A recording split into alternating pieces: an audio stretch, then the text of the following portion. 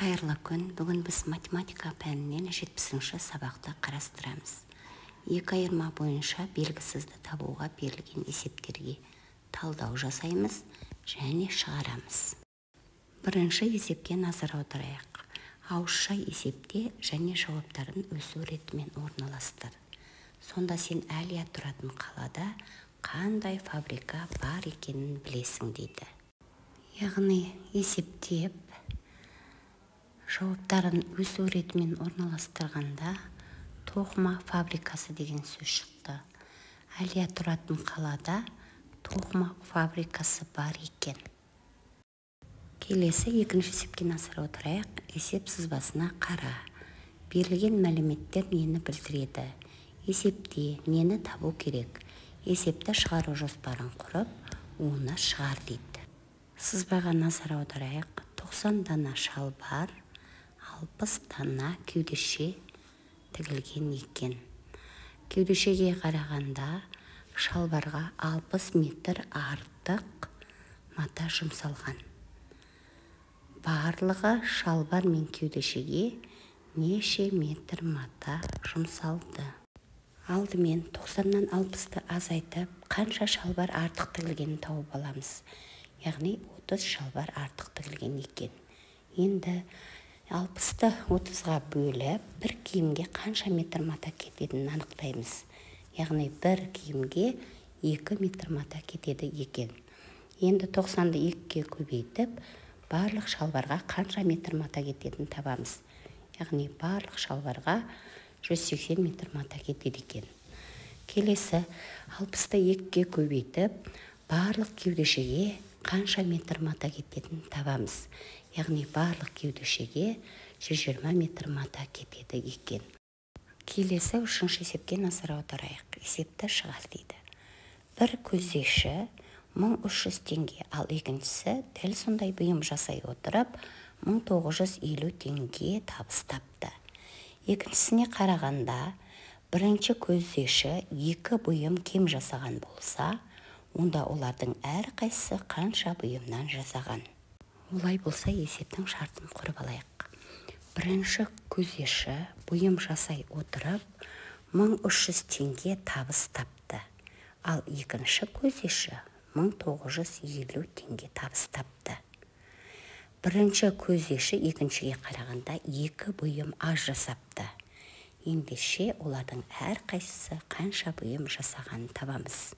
Ол үшін 1950-ден 1300-ді азайтып, бірінші көздеші қанша кем бұйым жасағанын тауып аламыз. Яғни бірінші көздеші 650 бұйым кем жасаған екен. Енді 650-ді 2-ге бөліп, бір бұйымның бағасын тауып аламыз. Сонда бір бұйымның бағасы 325 теңге екен. Енді 1300-ді 325-ге бөліп, бірінші көздешінің жасаған бұйымын тауып аламыз. Яғни бірінші көздеші 4 бұйым жасаған екен.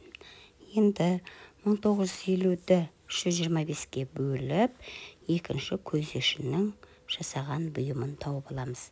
Яғни екінші көздеші 6 бұйым жасаған екен. Келесі төртінші есепке назар аударайық. Досыңмен есепті шығару жоспарын құр, оны шығар дейді. Киім тігетін шеберханада ұзындықтары 96 метр және 84 метр 2 орам мата болды. Олардан көйлектер тігілді. Бірінші орамға қарағанда екінші орамнан 3 көйлек кем тігілді. Әр орамнан барлығы қанша көйлек тігілді дейді. Алдымен есептің шартын құрып алайық. Бірінші орамда 96 метр мата бар екен. Екінші орамда 84 метр мата бар екен. Екінші орамдағы матадан бірінші орамдағы матаға қарағанда 3 көйлек кем тігіліпті. Әр орамнан барлық қанша көйлек тігілгенін тап дейді. Ол үшін 96-тан 84-ті азайтып, екінші орамда қанша метр мата кем екенін тауып аламыз. Яғни екінші орамда 12 метр мата кем екен. Енді 12-ні 3-ке бөліп, бір көйлекке қанша метр мата жұмсалғанын табамыз. Яғни бір көйлекке 4 метр мата жұмсалған екен. Келесі қадамымыз 96-ны 4-ке бөліп, бірінші орамнан қанша көйлек тігілгенін тауып аламыз. Яғни бірінші орамнан 24 көйлек тігілген екен. Енді 84-ті 4-ке бөліп, екінші орамнан қанша көйлек тігілгенін табамыз. Яғни екінші орамнан 21 көйлек тігілген екен. Келесі 5-ші есепке назар аударайық. Берілген сандарды дөңгелекте дейді. Бірінші қатардағы сандарды ондықтарға дейін дөңгелектейміз. Ол үшін ережені есімізге түсіріп алайық. Санды қандай да бір разрядқа дейін дөңгелектеу үшін осы разряд цифрының астын сызамыз. Енді асты сызылған цифрдан кейін тұрған барлық цифрларды нөлге ауыстырамыз. Егер нөлге ауыстырылатын цифрлардың біріншісі 0, 1, 2, 3 немесе 4 болса, онда асты сызылған цифрды өзгеріссіз қалдырамыз. Егер нөлге ауыстырылатын цифрлардың біріншісі 5, 6, 7, 8 немесе 9 болса, онда асты сызылған цифрды 1-ге арттырамыз. Келесі 6-шы есепке назар аударайық. Өрнектерді жазбаша есепте және оны тексер дейді. Яғни көбейтуді бөлумен, бөлуді көбейтумен, қосуды азайтумен, азайтуды қосумен тексереміз. Келесі 7-ші есепке назар аударайық. Есепті оқы, есепті шығармай-ақ оның сұрағына бірден жауап бере аласың ба? Жауабыңды түсіндір дейді. Туристер 2 бағытты таңдады. Бірінші, Көккөл ең ірі тау сарқырамаларының бірі. Оған апаратын жолдың ұзындығы 35 километрді құрайды. Туристер атпен сағатына 5 километр жылдамдықпен жүрді. Келесі екіншісі, Бұрхат асуына дейінгі жолдың ұзындығы 51 километр. Бұл асу Сібір мен Азияның жануарлар әлемі мекендейтін жер. Өтуі қиын асуда аттың жүру жылдамдығы сағатына 3 километр. Қай жолға туристер көбірек және қанша уақыт артық жұмсайды? Сұрақтарға жауап беру үшін алдымен есептердің шешуін тауып алуымыз керек. Бірінші бағыттағы жолдың ұзындығы белгілі 35 километр, ал туристердің жылдамдығы сағатына 5 километр белгілі. Екінші бағыттағы жолдың ұзындығы белгілі 51 километр, ал аттың жылдамдығы сағатына 3 километр екен. Яғни бірінші бағыттағы туристердің уақытын және екінші бағыттағы туристердің уақытын табуымыз керек. Және қай жолға туристер көбірек және қанша уақыт артық жұмсағанын табамыз. Ол үшін 35-ті 5-ке бөліп, бір бағыттағы, яғни Көктал бағытындағы туристердің жолға жұмсаған уақытын тауып аламыз. Яғни 7 сағат жұмсаған екен. 51 километрді 3 километр сағатқа бөліп, екінші Бұрхат асуындағы жолға жұмсаған уақытты тауып аламыз. 17 сағат екен.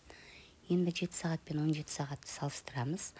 17 сағат артық. 17 сағат 7 сағаттан неше артық екенін табу үшін 17-тен 7-ні азайтамыз. 10 болады. Яғни екінші жолға туристер көбірек және 10 сағат уақыт артық жұмсады. Келесі 8-ші есепке назар аударайық. Сол жақ бөлігін бірден ықшамдауға келмейтін теңдеудің күрделі түрін шешу алгоритмін есімізге түсіріп, күрделі теңдеулердің мәнін есептеп табамыз. Келесі 9-шы есепке назар аударайық. Кесте бойынша өрнектер құр және жаз. Олардың мәнін тап дейді. Келесі 10-шы есепке назар аударайық. Есепті шығар дейді. Туристік саяхатқа бару үшін артық жанармай алып шығу қажет. Бактың пішіні ұзындығы 8 метр, ені 6 метр, биіктігі 4 метр болатын тікбұрышты параллелепипед тәрізді. Бактағы жанармаймен қанша 20 литрлік канистрді толтыруға болады. Бұл жерде бактың ұзындығы белгілі 8 метр, ені 6 метр, биіктігі 4 метр. Бактың көлемін табамыз. Бактың көлемін табу үшін ұзындығын, енін, биіктігін көбейтеміз. Яғни 8 метрге 6 метрді, оған 4 метрді көбейтсек, 192 куб метр. 192 куб метрді дециметрге айландырсақ, 192 мың куб дециметр болады.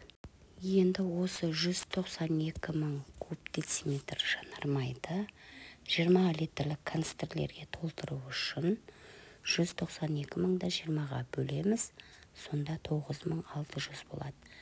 Яғни 9600 канистрді толтыруға болады екен. Келесі 11-ші есепке назар аударайық. Есепті шығар дейді. Біздің ауданда 2 тауық фабрикасы салынды.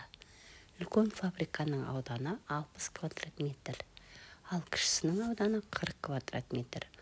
Олардың әр квадрат метрдегі құстарға бөлінген орын саны бірдей. Егер кіші фабрикаға қарағанда үлкенінде 100 тауық артық болса, онда әр қайсында қанша тауықтан болады? Үлкен фабриканың ауданы 60 квадрат метр екен, ал кіші фабриканың ауданы 40 квадрат метр екен. Үлкен фабрикада кіші фабрикаға қарағанда 10 тауық артық дейді. Яғни әр фабрикада қанша тауықтан бар екенін табамыз.